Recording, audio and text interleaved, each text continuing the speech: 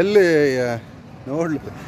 ನಮಸ್ತೆ ಸ್ನೇಹಿತರೆ, ನನ್ನ ಹೆಸರು AC ಚೆನ್ನಪ್ಪ ಅಂತೇಳಿ.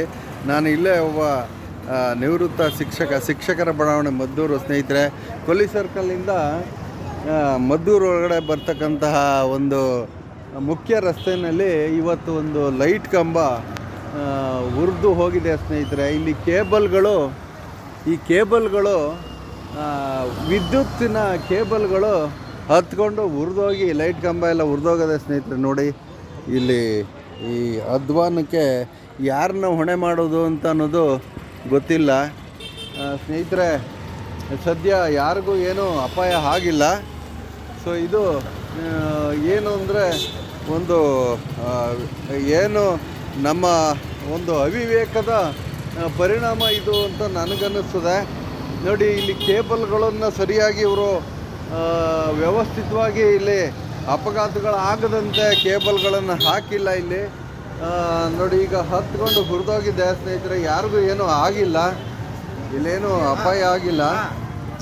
ಅದರಿಂದ ನಿಜವಾಗ್ಲೂ ಏನಾರ ಈ ಥರ ಅಪಾಯ ಯಾರಾದರೂ ಅಕ್ಕಪಕ್ಕದಲ್ಲಿ ಯಾರು ನಿಂತಿದ್ರೆ ಅದ್ರ ಕತೆ ಅಧೋಗತಿ ಆಗ್ತಿತ್ತು. ಸದ್ಯ ಯಾರಿಗೂ ಏನೂ ಅಪಾಯ ಆಗಲಿಲ್ಲ ಸ್ನೇಹಿತರೆ.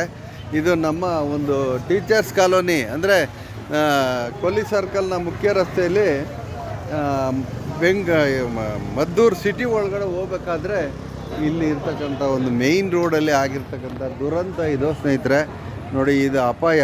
ಇವೆಲ್ಲನೂ ಏನು ಆಡಳಿತ, ಏನು ನಮ್ಮ ಮದ್ದೂರಿನ ಒಂದು ಆಡಳಿತ ವ್ಯವಸ್ಥೆ ಈ ದುರಂತಕ್ಕೆ ಕಾರಣ ಅಂತ ಹೇಳ್ಬೋದು. ಏನು ಒಂದು ಇದನ್ನು KEB ಅವರು ಇತ್ತ ಕಡೆ ಗಮನ ಹರಿಸಬೇಕು. ಇಂಥ ಜಾಳಾಗಿ ಬಿದ್ದಿರ್ತಕ್ಕಂಥ ಈ ಕೇಬಲ್ಗಳನ್ನು ಅದರ ಏನು ಒಂದು ಕೊಂಡಿ ಹಾಕುವಂಗೆ ಇಟ್ಟಿರ್ತಾರೆ.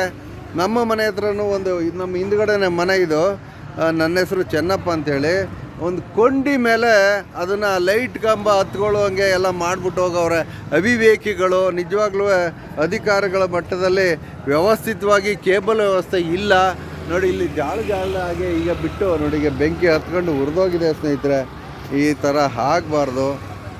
ದಯಮಾಡಿ ಇದನ್ನೆಲ್ಲ ಏನು ಮೇಲಧಿಕಾರಿಗಳು, ತಾಲೂಕು ದಂಡಾಧಿಕಾರಿಗಳು ಇವನ್ನೆಲ್ಲ ಗಮನಿಸಬೇಕು. ಅಧಿಕಾರಿಗಳ ಮೇಲೆ ಏನು ತಪ್ಪು ನಡೆದಿದೆಯೋ ಅವ್ರಿಗೆ ಶಿಕ್ಷೆ ಆಗಬೇಕು ಸ್ನೇಹಿತರೆ. ನಿಜವಾಗ್ಲೂ ಇವೆಲ್ಲ ಒಳ್ಳೆಯದಲ್ಲ.